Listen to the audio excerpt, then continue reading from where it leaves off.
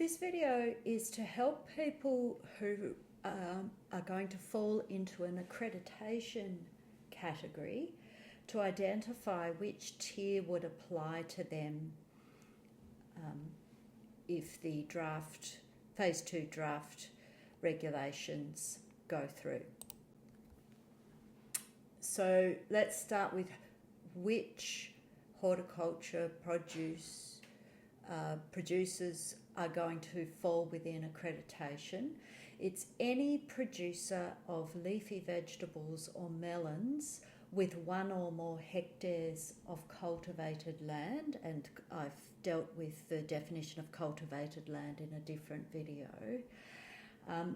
Also, any berry producers who are required to be accredited for producing a different horticulture produce to berries. So if they are accredited for producing meat, dairy, eggs, leafy vegetables, or melons or seed sprouts, then they would also have to be accredited as a berry producer. So there are 3 categories of accreditation. So in Tier 2 accreditation, we have the small horticulture producer. And in Tier 3, there are 2 categories, the medium horticulture producer and the large horticulture producer. So we need to understand what those categories mean. Small horticulture producer, or Tier 2 of accreditation, applies to anyone who undertakes production on cultivated land of a total size exceeding 1 hectare but less than 5 hectares. This applies to all of the land in which you are undertaking horticulture produce production. That is the meaning of that word contiguous. The land doesn't mean to be adjoining other land. So what the regulations will look at is your business or organisation and all of the cultivated land on which you operated. Or Tier 2 also applies to horticulture producers who have at any point during the 12 months preceding the evaluation of which tier they fall into, had fewer than 5 full-time horticulture produce handlers. So that's the maximum number of people at any time engaged within the last 12 months. So we need to understand what those things are. So the full-time horticulture produce handler is a person who directly engages in horticulture produce production as an employee or agent of the business or organisation. So that will include the owner-operator and anyone that they employ, or anyone who volunteers with them.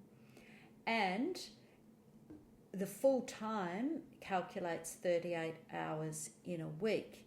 Now, that reflects a particular expectation about how many hours someone engages in their full-time occupation.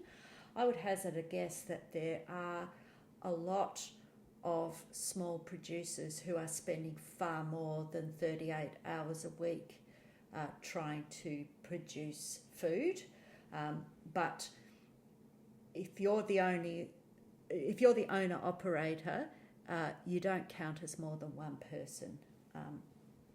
But if you've got part-time people, then you calculate your full-time equivalent. The definition of horticulture produce production tells us what activities people might do that makes them fall within the definition of a horticulture produce handler. So it's people who are working, growing, cultivating, picking or harvesting, but it also includes people involved in processing that produce at the premises where it was produced or at another premises unless that other premises is a registered food business, in which case different food safety standards take over. So where you've got people sorting, grading, trimming, cutting, treating, freezing, packing, refrigerating, storing, washing, or combining produce, then that is a production activity, as well as transporting or delivery between premises, washing, drying, packing, and decontamination in a controlled environment. So you need to calculate your full-time equivalent workforce, the maximum number of people you had at any one time in the 12 months prior to the evaluation of which tier you fall into. These are the activities you need to include in that. So who falls within Tier 2 small horticulture producer? It's anyone who grows or cultivates on land between 1 and 5 hectares in size, unless in the 12 months prior to the evaluation at any one time they had more than 5 full-time horticulture produce handlers. Because if you had more than 5 full-time equivalent handlers, that's going to put you in a higher tier. But otherwise, and I suspect most people who are producing on between 1 and 5 hectares would not have more than 5 full-time equivalent handlers, but some people might. And again, it's all production and processing activities related to the business or organisation. The next category is the medium horticulture producer, which is the first category in Tier 3 accreditation. So this applies to anybody who is producing on cultivated land at least 5 hectares but less than 10 hectares in size, or they've got the maximum number of persons employed or engaged by them being an equivalent of 5 to 50 full-time horticulture produce handlers. So that's that category. So who falls within Tier 3 medium horticulture producer? So you're growing or cultivating on land between 5 and 10 hectares in size, or you have between 5 and 50 full-time horticulture produce handlers working for you at any single point in the previous 12 months prior to assessment. So this category will be where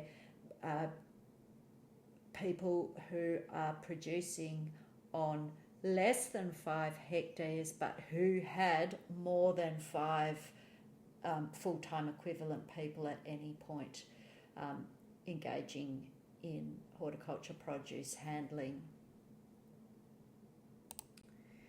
The large horticulture producer, which is the big category in Tier 3, you're probably not a small producer once you get here.